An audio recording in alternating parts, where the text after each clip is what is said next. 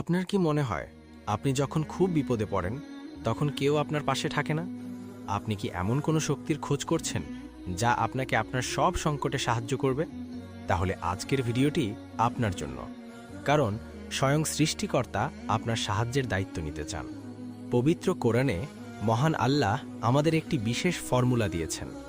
সূরা মায়েদাতে তিনি বলেছেন, আমরা যেন একে অপরের বন্ধু হই এবং সৎ কাজে একে অপরকে সাহায্য করি।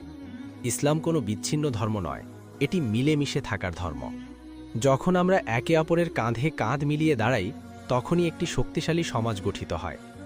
সহিহ মুসলিমের 2629 নম্বর হাদিসটি আমাদের জীবনের মোড় ঘুরিয়ে দিতে পারে। রাসূলুল্লাহ সাল্লাল্লাহু আলাইহি ওয়াসাল্লাম বলেছেন, যতক্ষণ একজন বান্দা তার ভাইয়ের সাহায্যে নিয়োজিত থাকে, আল্লাহ ততক্ষণ ওই বান্দার সাহায্যে থাকেন। সুবহানাল্লাহ। অর্থাৎ আপনি যখন অন্য কারো চোখের পানি মুছিয়ে দিচ্ছেন, আল্লাহ তখন আপনার জীবনের সব দুঃখ মোচনের ব্যবস্থা করছেন। সাহায্য মানেই যে অনেক টাকা দিতে হবে তা নয়।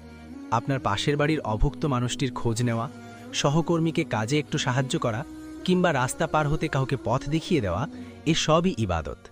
আমরা যদি একে অপরের প্রকৃত বন্ধু হতে পারি, তবে এই পৃথিবীটাই হবে জান্নাতের এক টুকরো বাগান। তাই বন্ধুগণ, আজ থেকেই ছোট ছোট সাহায্যের অভ্যাস গড়ে তুলুন। কাউকে সাহায্য করার পর তার মুখের হাসিটাই আপনার জীবনের সব থেকে বড় সার্থকতা হবে। ভিডিওটি ভালো লাগলে শেয়ার করে অন্যকেও এই ভালো কাজে উৎসাহিত করুন। আল্লাহ আমাদের সহায় হন। আমিন। আমাদের ভিডিওটি কোথা থেকে দেখছেন? ফেসবুকে থেকে দেখলে ফলো করবেন, ওয়েবসাইট থেকে দেখলেও ফলো করবেন।